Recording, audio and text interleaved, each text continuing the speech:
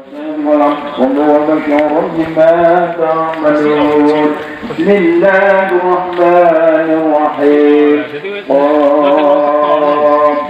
والقرآن المجيد بل عجب أن جاء منذر منكم وهو تدعون هذا السيف العظيم أعد من الغضب إلى أثار ضعيف وصلنا ما تنقص نقصكم وعندنا كتاب حميد. Ini adalah makam Mesir, dan yang dua itu adalah garwonya, yang sama itu istrinya. Yang ini adalah makamnya Mbah Mesir, yang dua itu adalah istrinya. Assalamualaikum ya dara qaumil mukminin.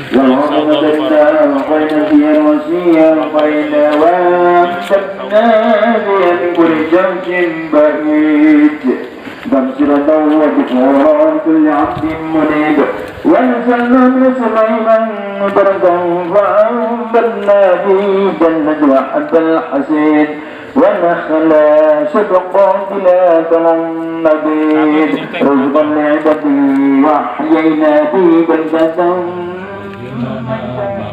ya wasi'al karami ya arhamar rahimin ya arhamar rahimin ya arhamar rahimin warij'alal muslimin. Agar wabah di Indonesia khususnya di Trenggalek ini cepat hilang, kita memohon kepada Allah dengan barokah kita sowan makamnya Mbah Syekh Abdul Masir ini. Marilah kita melantunkan sholawat yang diijazahkan oleh Hadratus Syekh Hasyim Asy'ari. Li khamsatun udfi biha harral wabail hatima al mustafa wal murtad.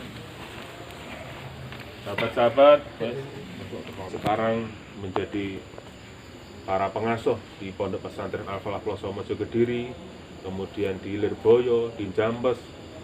Mereka itu, beliau itu terkenal dengan istilah Bani Mesir karena memang keturunannya semuanya dari Mbah Syekh Abdul Masir ini. Selain itu, ya, kalau panjenengan mendengar istilah kupatan, ya, tidak terlepas dari budaya yang erat kaitannya dengan beliau.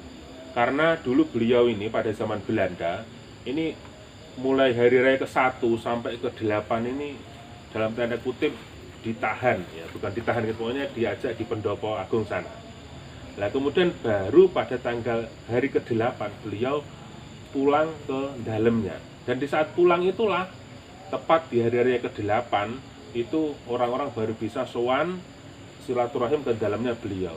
Dan saking banyaknya orang yang sowan ke beliau, jadi di Durenan ini khususnya orang open house ini seakan-akan hanya di hari raya ke-8 itu. Jadi hari raya pertama itu buka, kemudian tutup lagi, buka lagi di hari raya ke-8 atau terkenal dengan hari raya Kupatan.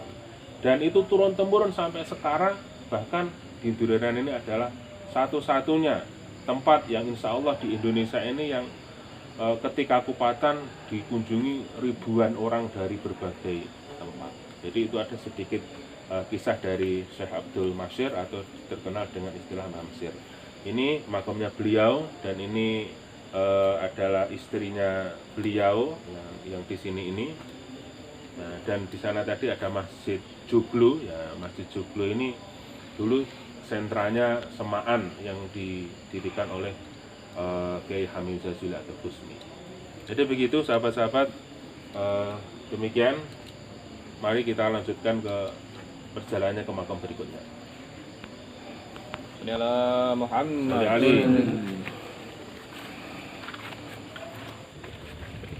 Sekarang dilanjutkan dari setelah ziarah di makam Mbah Mesir, lanjut ke makam ini Mas Mbah Kanjeng Cimat. Kanjeng Cimat itu Bupati Trenggalek namanya.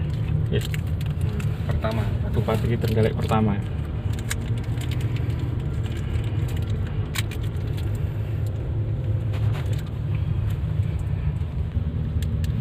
Ketok pun, kita rakit ketok. Goro 2 atau Mbah Kanjeng Cimat Yang kedua, di sini juga ada makam Raden Tumenggung Manguntirjo. Jadi inilah yang akan kita ziarahi. Di sini kalau dilihat sekeliling makam-makam tua.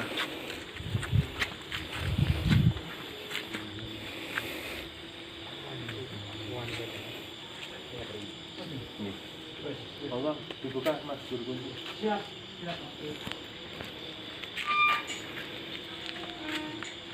Iya pasti itu. Lihat tulisannya. Oh ini masih. Biasanya segini. Tak paus dia tadi.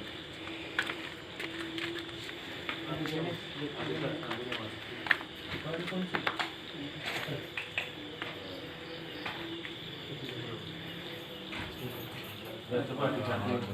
Kulli hauli min amali muntahin ya rabbi bil mustafa bali maqasidana wa filana mamada ya wasi'al karomi ya arhamar rahimin ya arhamar rahimin ya arhamar rahimin wa rijalal muslimin sallallahu rabbuna ala nuril mubin Ahmad al-Mustafa Sayyidil Mursalin wa ala alihi wa sahbihi ajma'in. Alhamdulillah, syukurullah ya. Jadi keberadaan Kabupaten Trenggalek berdirinya ini tidak lepas dari bupati yang pertama, yaitu Raden Mangunegoro. Berdasarkan silsilah, Bupati Mangunegoro ini merupakan terah kerajaan Mataram karena masih keturunan Sunan Pakubuwono I. Kemudian, berdasarkan keturunan ini, Bupati Mangunegoro ini memiliki keturunan Bupati Trenggalek selanjutnya. Bahkan ada keturunan menjadi Bupati Nganjuk, Tulungagung hingga Ponorogo. Dari silsilah Pakubuwono I juga satu garis keturunan dengan Mangunegoro yang menjadi Bupati Mojokerto dan Sidoarjo. Jadi luar biasa. Terahnya itu di sini. Mataraman ini berarti munculnya bupati ini dari Kabupaten Trenggalek. Jadi termasuk kabupaten yang bisa dikatakan tertua. Kemudian dalam kisah disebutkan, Bupati Mangunegoro mengambil putra Pangeran Diponegoro menjadi menantu. Itulah yang kemudian hari menurunkan Bupati-Bupati Trenggalek pada saat itu. Kemudian selain itu Bupati Mangunegoro oleh masyarakat Trenggalek dijuluki juga sebagai Kanjeng Jimat.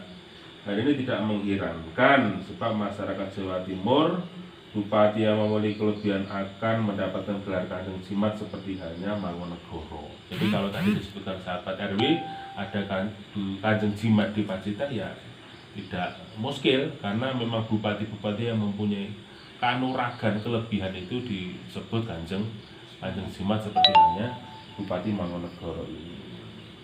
Jadi itulah sedikit kisah dari Bupati Trenggalek.